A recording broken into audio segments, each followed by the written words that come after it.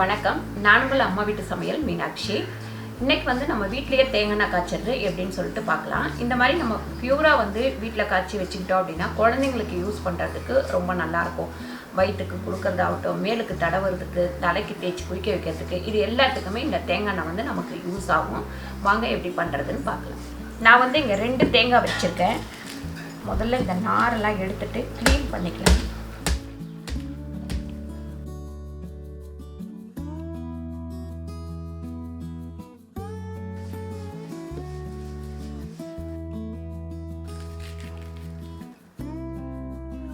நல்லா க்ளீன் பண்ணியாச்சு. இப்போ தேங்காய் வந்து உடைச்சிடலாம்.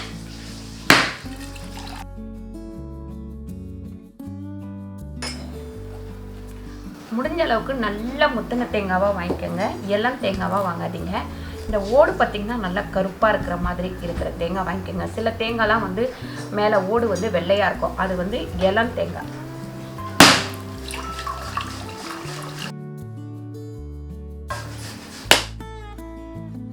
தேங்காய் வந்து திருவி எடுத்துக்கலாம்.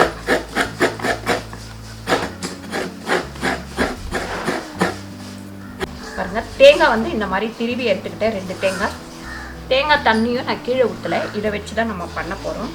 அதுக்கப்புறம் வெந்தயம் வந்து ஒரு 1/2 ஸ்பூன் வச்சுருக்கேன். கண்டிப்பாக வெந்தயம் போடணும் அப்படின்னு அவசியம் கிடையாது. நான் கொஞ்சம் வெந்தயம் போடுறேன். ஏன்னு கேட்டிங்கன்னா முடி கொஞ்சம் கொட்டாமல் இருக்கிறதுக்காக நான் வெந்தயம் போடுறேன். பாருங்க, ஜாரில் போட்டு இதை அரைச்சி எடுத்துக்கலாம். தேங்காய் தண்ணி, உடைச்ச தேங்காய் தண்ணி இதில் ஊற்றிக்கலாம். ஊற்றிட்டு அரைக்க ஆரம்பிக்கலாம்.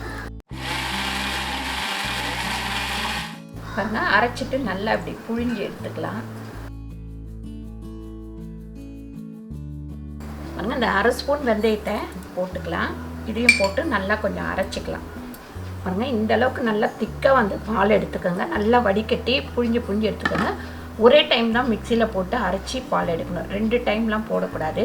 ஏன்னா அடுத்து வரும்போது நமக்கு வந்து அதில் பால் வராது. பாருங்கள், நான் அடுப்பு ஆன் பண்ணிட்டேன். இந்த மாதிரி இரும்பு கடாய் இருந்தால் இரும்பு கடாயில் வச்சுக்கோங்க. அப்படி இல்லைன்னா உங்கள்கிட்ட என்ன கடாய் இருக்கோ அதில் காய்ச்சிக்கோங்க. இப்போ அந்த பால் வந்து இதில் விட்டுட்டேன்.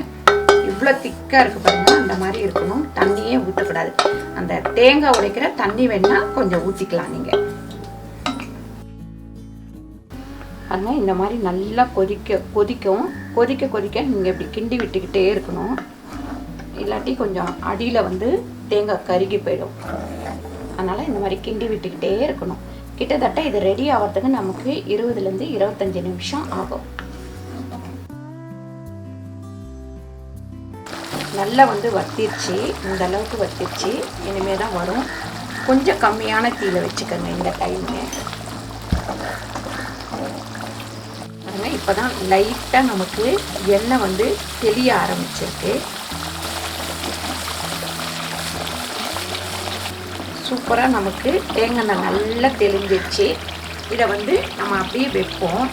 கொஞ்சம் கம்மியான தீயில வச்சுட்டு இனிமேல் கிண்ட வேணாம். அதுலேயே தெளிஞ்சு வந்துடும். பாருங்கள், சூப்பராக நமக்கு தேங்காய் வந்து நல்லா தெளிஞ்சிருச்சு. இப்போ அடுப்பை ஆஃப் பண்ணி வச்சிடலாம்.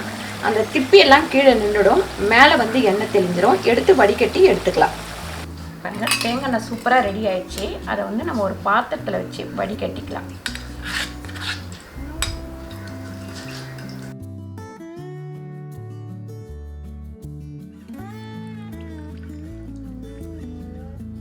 பாருங்கள், நமக்கு ஒரு 150 கிராம் தான் எண்ணெய் வந்திருக்கு.